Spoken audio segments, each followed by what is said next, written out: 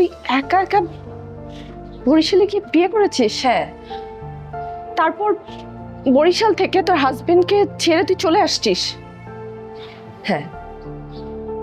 ও মাই god, মানে তার মানে তুই সবকিছু ছেড়ে যে মানুষটার জন্য বরিশালে গিয়ে তুই তার সাথে থাকলি, সেই মানুষটাই তোকে ছেড়ে দিল? হ্যাঁ।